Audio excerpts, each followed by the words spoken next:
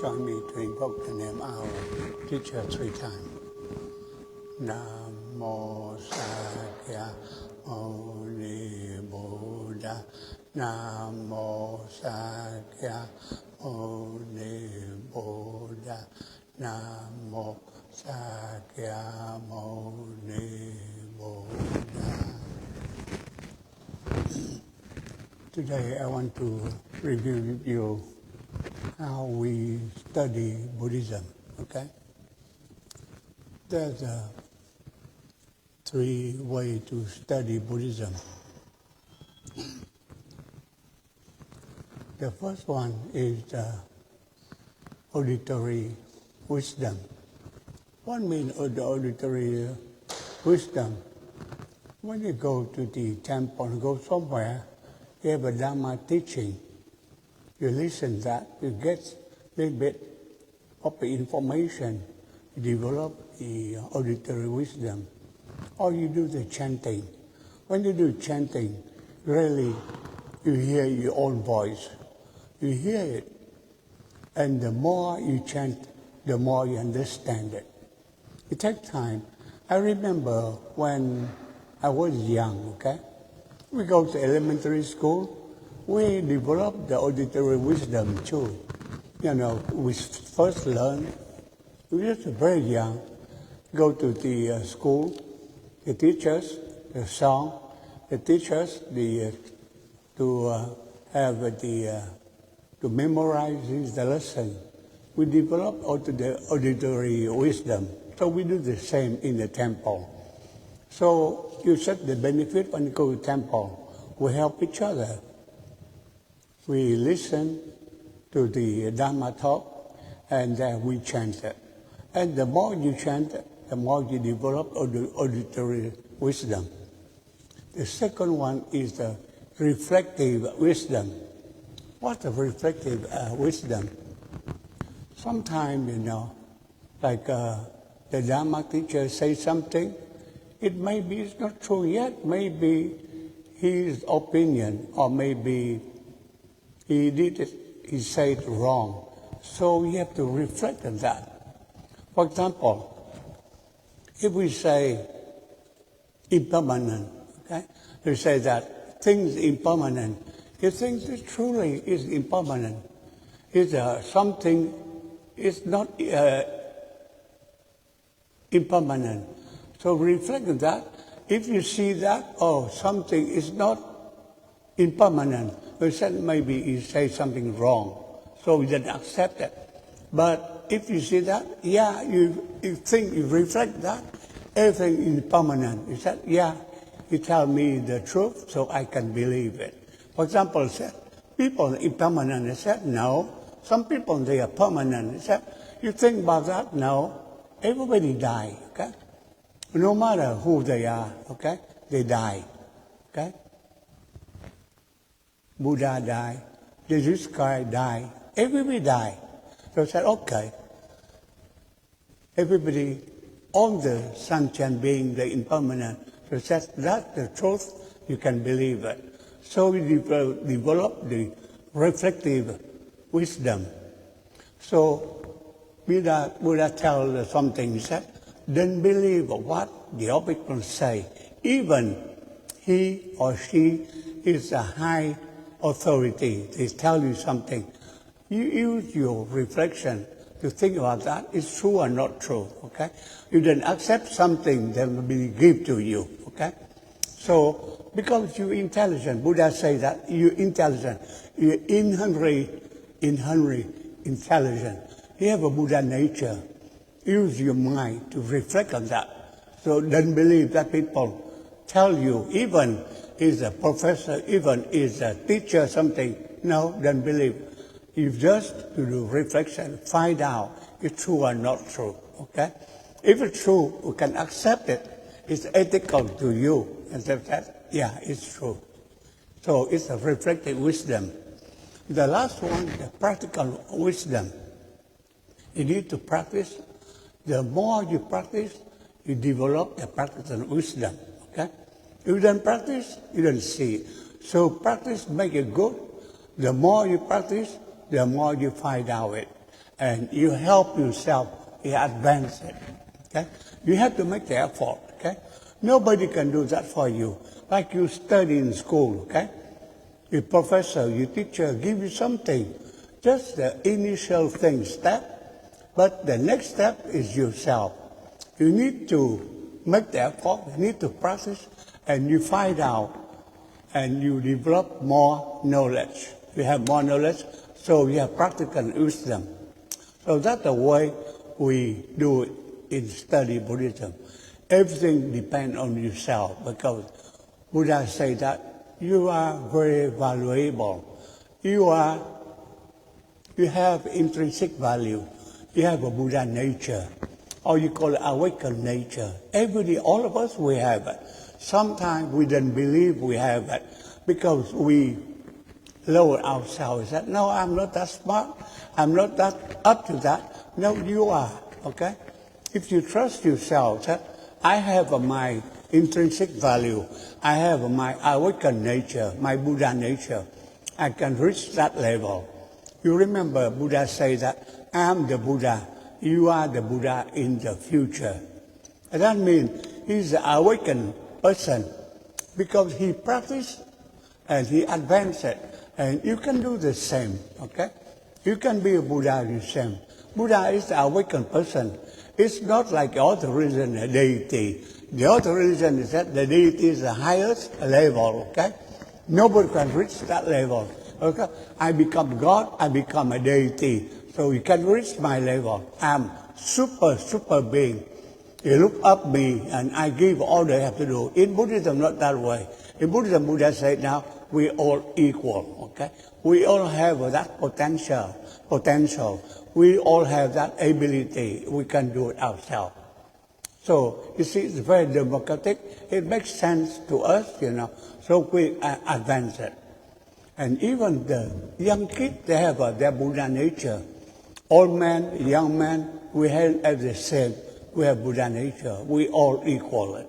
So we practice. If we develop the three wisdom, the first one, the auditory wisdom, and then go to reflective wisdom. Lastly, the practical wisdom. Okay?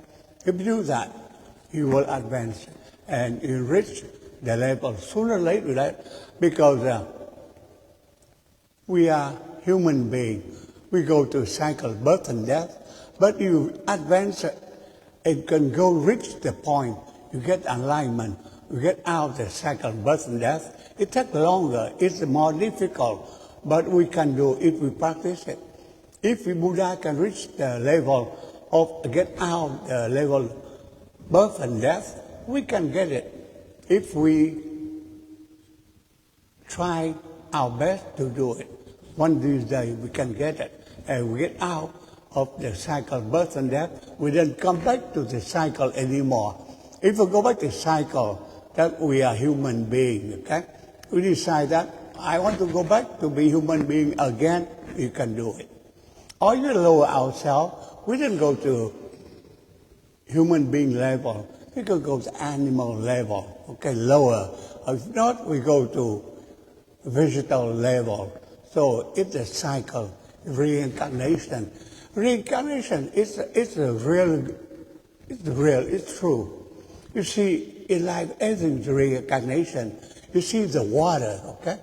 The water can be in different form, solid form like ice, okay? Or the vapor form, and it go out, and it get up in here, it become vapor. But when after that, it become rain, it go down to earth, and it go to that. So it's a cycle of reincarnation. You look the plant, the same thing. Reincarnation, the plant get the branches, the flower, the fruit, and the seed come down, okay? Come down, and the tree fell down, the branch fell down, and the seed become another tree and go up again. So the recycle, reincarnation. You see, like everything is reincarnation. If you think that, you accept the idea of reincarnation. It's not nothing Buddha invented. He discovered because he's the Buddha mind discovered, and you can see it too. So we see everything reincarnation. Nothing, just by itself is reincarnation. In the animal realm, in the vegetable realm, the same thing it happens. Even on the chemistry, okay? You see like the molecule of water, and then it's the hydrogen, oxygen put together, become the molecule of water. Dissociated, it become hydrogen, oxygen. And you go back to cycle. Everything is a cycle. You look on the substance, on the chemistry, it's a cycle. You go back and again go reincarnation. So we need to think about that. So the thinking, it helps us. And in Buddhism, we need to think, we need to practice, go along with the study. Study without practice is a waste of time. We become arrogant. You said, I know a lot, and you don't want to practice. But if you practice, you supplement with the study, it makes it good, okay? Some people, they said, oh, I'm too smart, I know everything, so I don't need to practice. That's wrong. We need to practice and supplement with the study, and you make it better, okay? Like you study in life too. You study the theory. You have the diploma, you have education, but you go out to your profession, you have a skill. And with the education, you have better skill. And it complements each other. And you are a usable person. You serve the society. You become very useful. If you study only, you're not serving the society. So we see about that. So study Buddhism, the same thing. We help each other, okay? You study, you practice together. Monk and nun, they're like you. We study like you. We study, we practice. We do that daily because it's our vocation. It's our career. We have to do it. But you can do the same. You can practice at home the same way, okay? The same way. Spend some time. I just advise this one. Maybe spend half an hour, 45 minutes a day, and you enjoy the practice Buddhism, okay? Then practice without studying. And at home, if you can, make a small altar, okay? If you have a picture of Buddha or no picture, okay. You don't have a flower or no flower, just one clean glass of water. Just think about that, and you dedicate time for you to study the practice. It helps yourself, okay? It is very simple. Doesn't have to be something fantastic, something have a big altar or big picture of Buddha. Sometimes no picture, that you have a picture in yourself. The Buddha, your Buddha nature in yourself. When you practice for yourself. When you bow it, you don't bow to Buddha. He doesn't need you bowing. He's not here. And the statue here, that's a symbol. We bow to your Buddha nature. You bow to yourself. Say, I know I have my Buddha nature. I practice modesty, humility. I know that I need to improve myself. I need to better myself so I can be a better person. Every day I do it for myself, for my own good. And we practice Buddhism. That's the way we practice. You don't practice for anybody. And after you practice that, you have the benefit, you have the merit, and you transfer the merit to your loved one, to your family.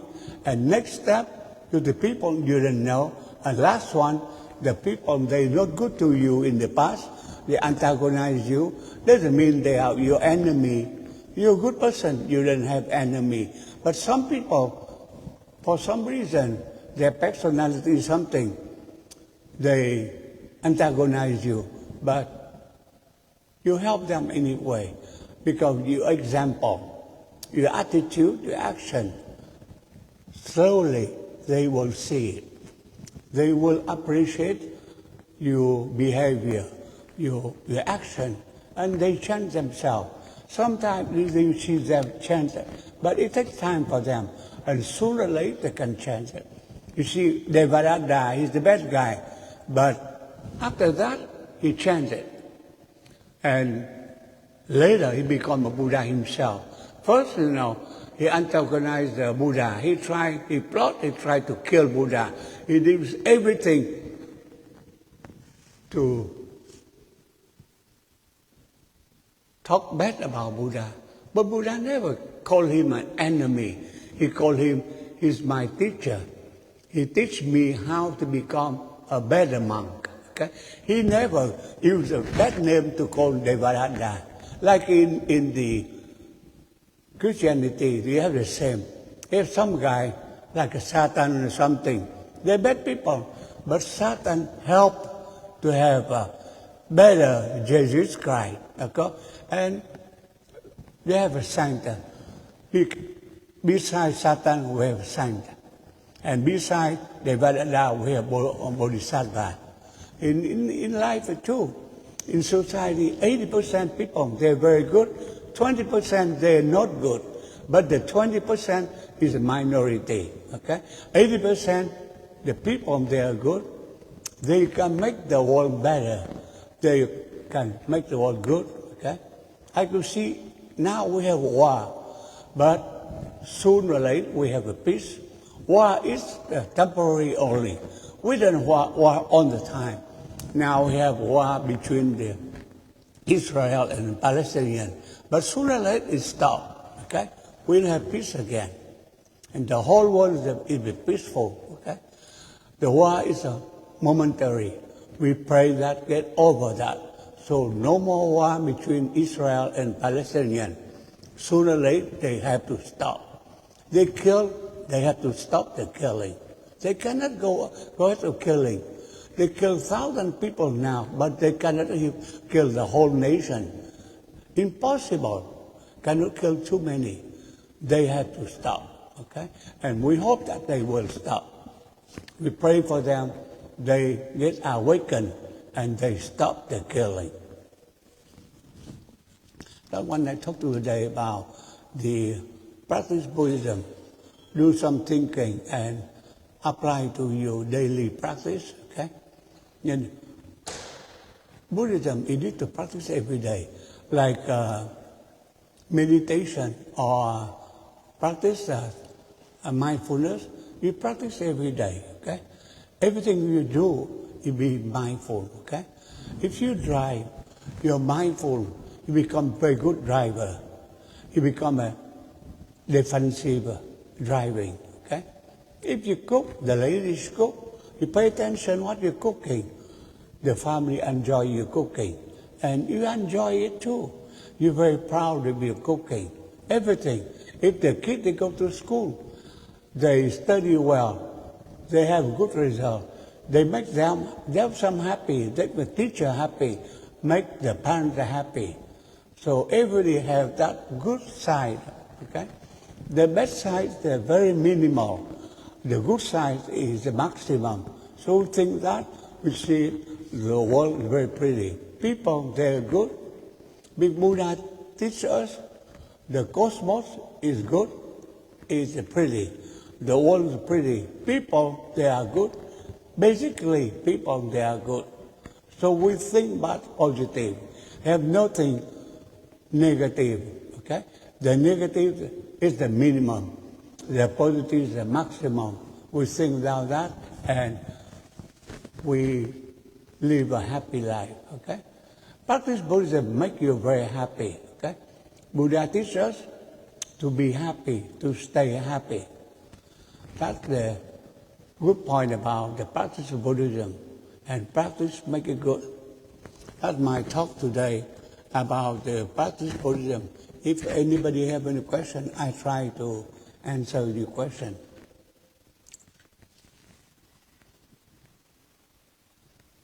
Yes. I guess since I've started reflected a lot more on my own life, but I have seen that some other people that I knew in the past, they weren't really able to reflect on their own actions. I guess why is that? Why do they seem incapable of reflecting on their actions?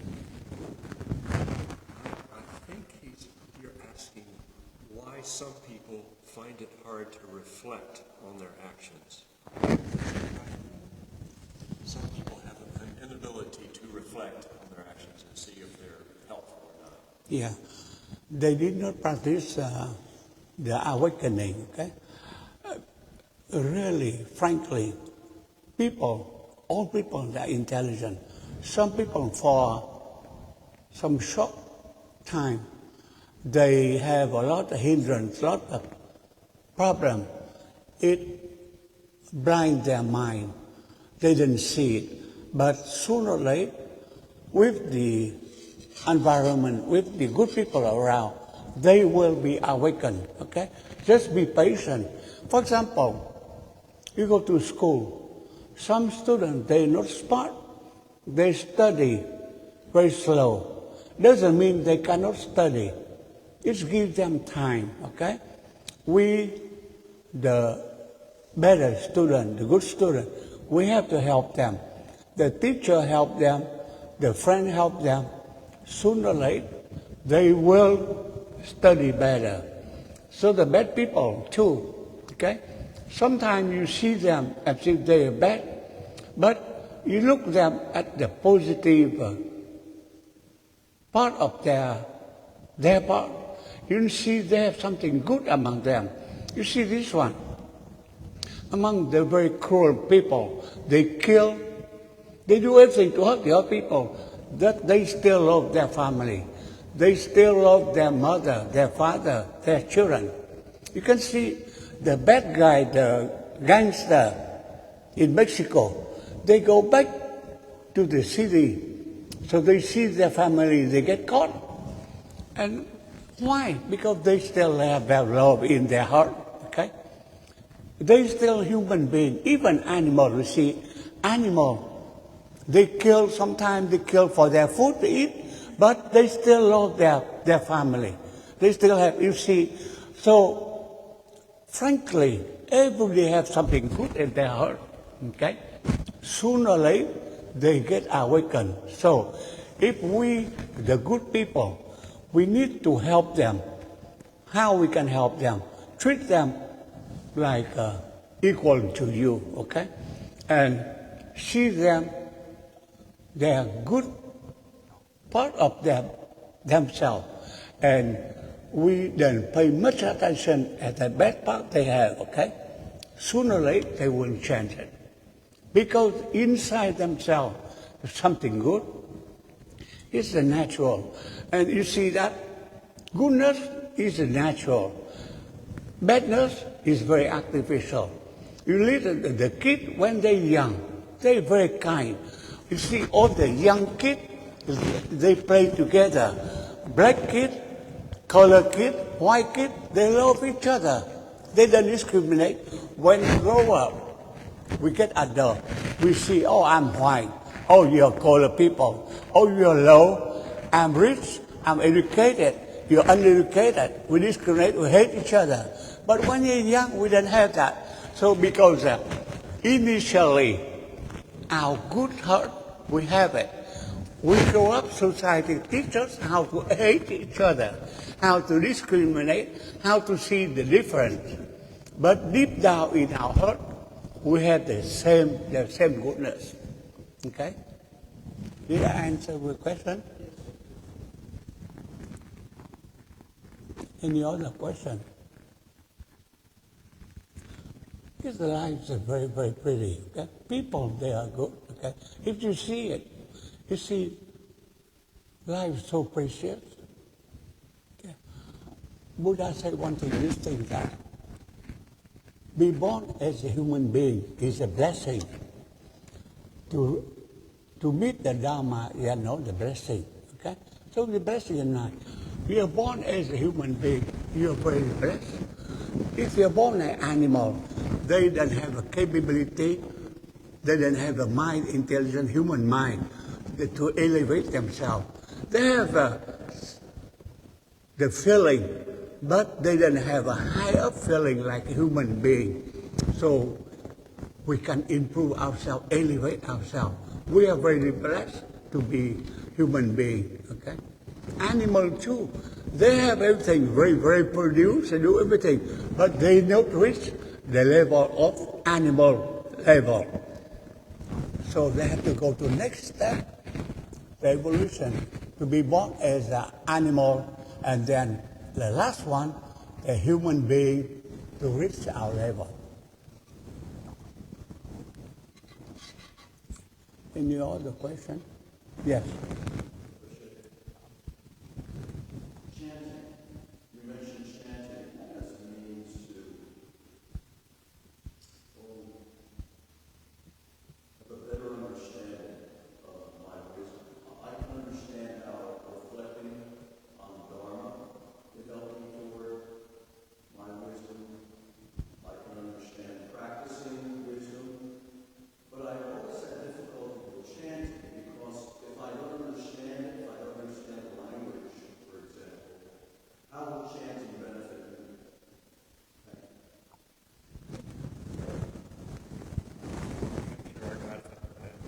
Get it for you. He's asking about chanting, that he understands the practice and the general essence of Buddhism and meditation. He's wondering how the act of chanting helps us in terms of our development. The other thing he said is even if it's a different language, if I'm chanting in a different language, how can that be helpful? Chanting really is a lesson, okay? Like we go to school, we learn different lessons. So chanting is Buddha help us to study, okay? Because there are different way of learning.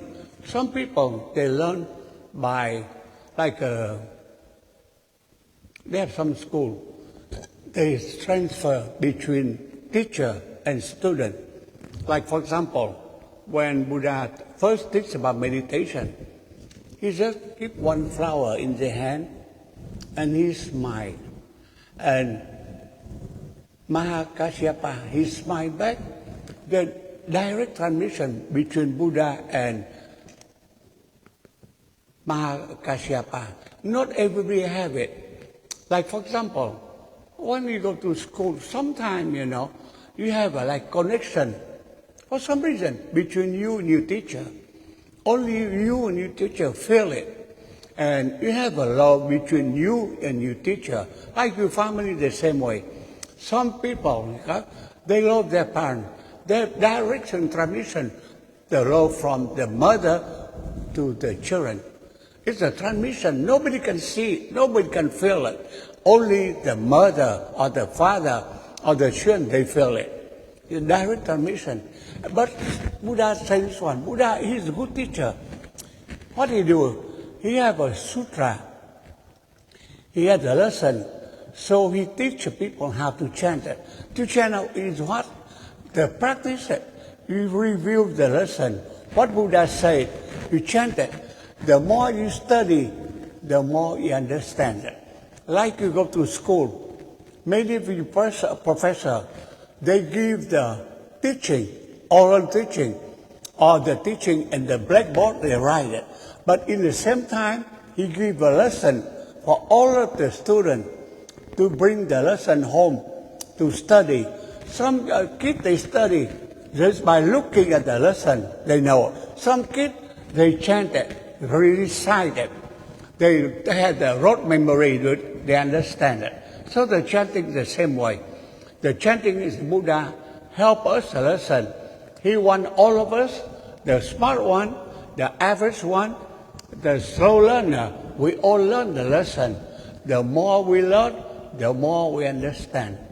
We make the effort, we put our effort in there, so by chanting, we repeat the lesson. We understand more. The more we do it, the more we understand. That is the meaning of chanting. It's not mechanical. It's to help us to understand, okay? Some people, like myself, I enjoy the chanting because I enjoy the music chanting. In the same token, I understand that, okay? I understand that. It helped me to understand because when I chant, I love it. Like a lesson too. Sometimes you chant a song, okay? You love a song, okay? Like, for example, the national anthem, okay? You love your country. Every time you hear the national anthem, you feel like it's my country. I love my country. I love it. So the national anthem is a chant. It's not really a sound. You feel it. I don't know, when you salute the flag, you hear the national anthem, it's very touching. Because my country, I love my country. My ancestors, they fight my country, they defend the country for me, for myself. So I have obligation to love my country, to respect my flag, to respect my country. I pay back to my country.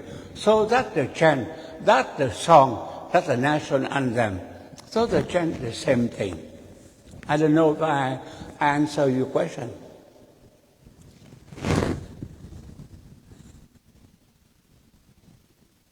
Yes. When we all want happiness, why do humans choose to suffer? And how can we escape from suffering? Sorry, say that one more time. Every one of us wants to be happy and reach what we say. We tend to choose to escape from suffering.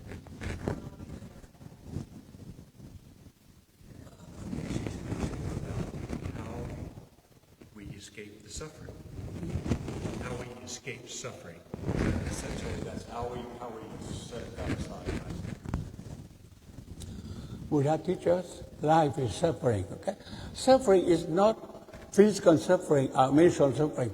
Dissatisfaction, okay? You never been satisfied 100%. Because in life, we're born here, we have a desire. We have too much things we want it. The one we have, we want more, okay? We never satisfied, so we always dissatisfied, okay? So that's natural because we human beings, we have the desire, too much desire, the envy, the ignorance. We think, something, I have to have it, so to make me happy. Even when you have it, you say, no, I still want more, okay? Like you lady, you go shopping, here's something, you shop today, but the next day you want to shop more.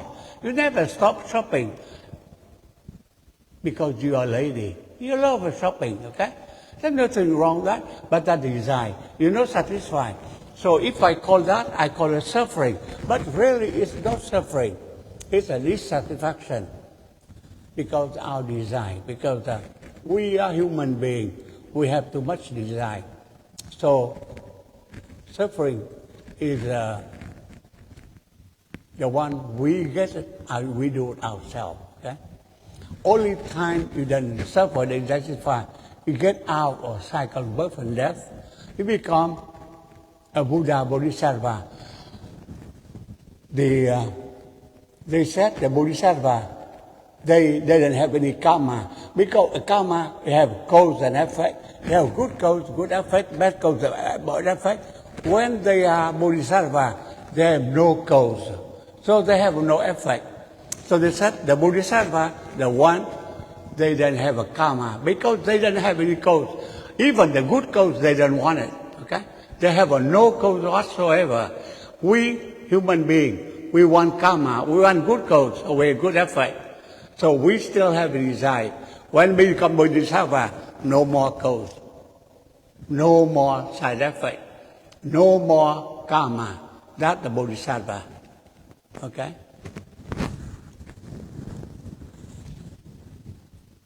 Any other question?